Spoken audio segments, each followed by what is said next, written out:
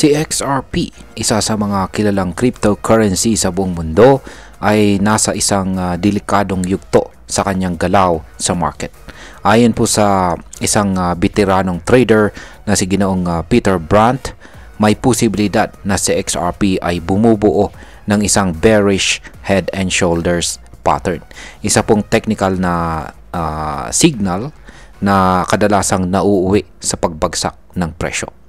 Ayan, kaya kung napanood po ninyo yung analysis ni Ginoong Egrag, ay magkasalungat po sila ng analysis dito. Kaya yan, ang tanong po rito ay gaano ba ito kaseryoso?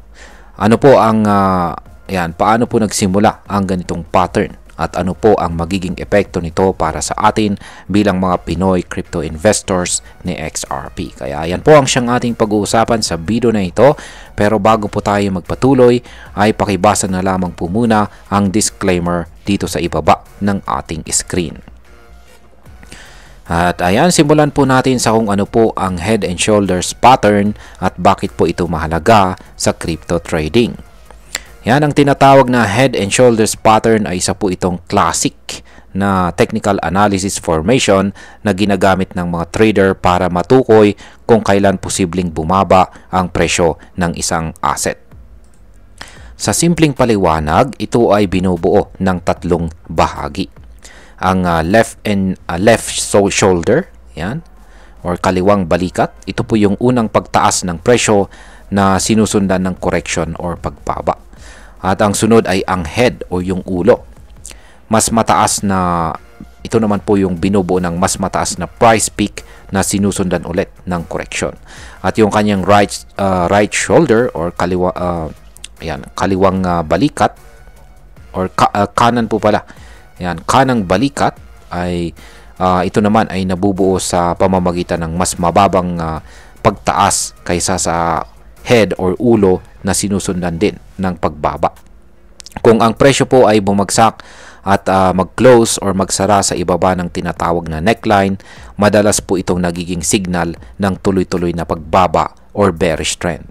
Kaya ayon po kay Ginoong Peter Brandt, mukhang ito ang nangyayari kay XRP sa ngayon.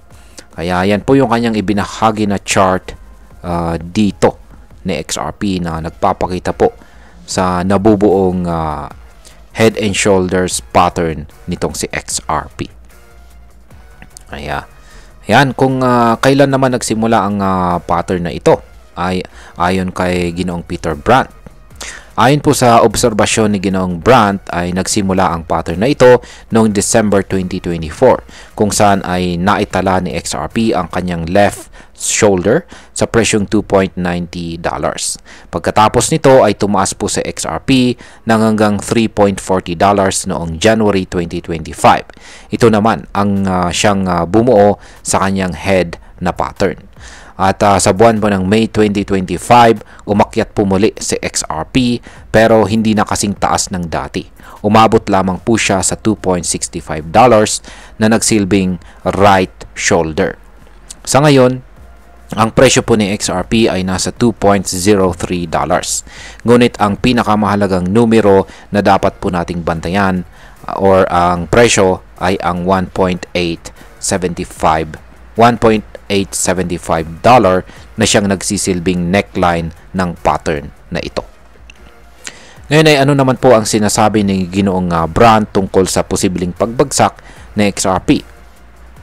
Bagamat hindi pa kumpirmado ang pattern, sinabi ni Ginoong Brandt na kung mag-close or magsara si XRP sa presyong mas mababa sa $1.80, maaring tuluyang makumpirma ang bearish head and shoulders pattern. At kapag nangyari ito, posibleng bumaba pa lalo si XRP ayon sa technical signals.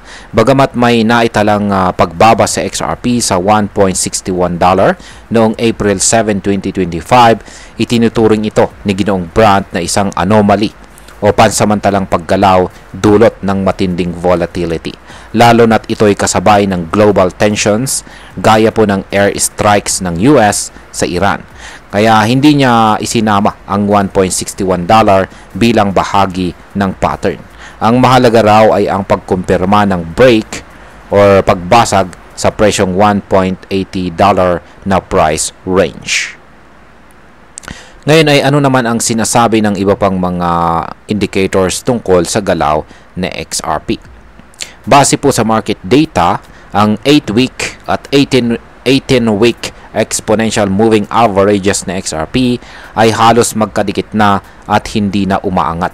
Ibig pong sabihin nito ay nawawala na ang momentum ng presyo pataas. Ang ADX naman or Average Directional Index ay nasa 16.41 lamang. Kapag mababa ito, nangangahulugan ito na mahina ang trend at hindi matatag.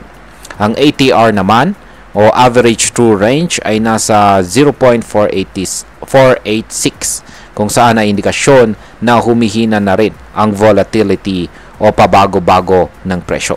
Kapag nagsama-sama ang ganitong mga senyales, humihinang momentum, humihinang trend at humihinang volatility, madalas po itong nagiging tahimik na senyales na may paparating na malaking galaw. At ang tanong ay pataas ba ito or pababa? Ngayon ay ano po ang ibang pananaw naman ng ibang mga analyst tungkol dito kay XRP? Hindi lamang po si Ginoong Brandt ang nagsasalita tungkol kay XRP. Ayon po dito kay Crypto Insights UK, may malakas na liquidity build-up sa area ng $1.87. Ibig pong sabihin, maraming traders ang naglalagay ng kanilang buy orders malapit sa presyong ito. Posibleng ibaba muna ang presyo para i-shake out o palabasin ang mga weak holders bago umangat ulit. Sabi pa ni Crypto Insights UK, kung bumaba si XRP sa $1.72, maaaring ito na ang perfect buying opportunity. Samantalang si Egrag, isa pang analyst, ay nagsabi na si XRP ay matagumpay na natest ang isang malakas na support zone na tinatawag po niyang white box.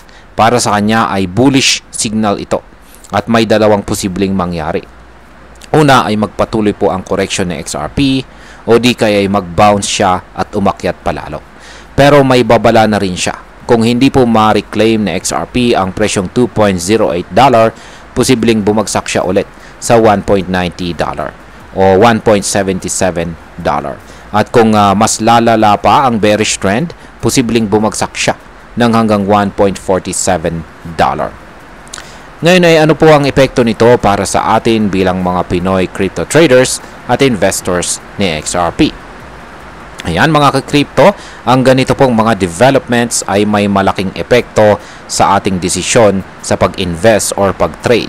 Kung ikaw po ay isang short-term trader, malagang bantayan po natin ang support at resistance levels na nabanggit gaya po ng $1.80, $1.77 at saka $2.08. Kapag bumaba po sa mga key support, maaaring magandang mag-cut loss muna.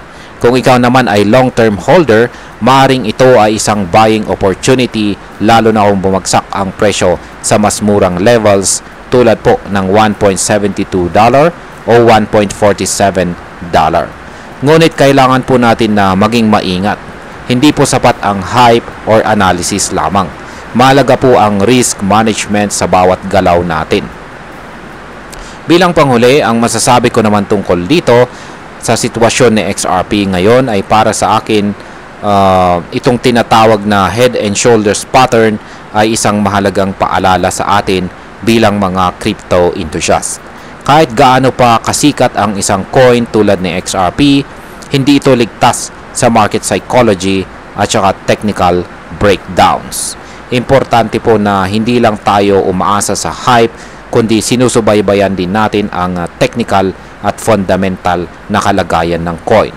Ang sitwasyon po ngayon ng XRP ay hindi pa tuluyang bagsak, pero nasa turning point po siya. Kaya dapat po tayong maging mapanuri, disiplinado at handa sa anumang galaw ng market. At ayan, hanggang dito na lamang po tayo sa video na ito mga ka-crypto. Marami pong salamat sa panonood.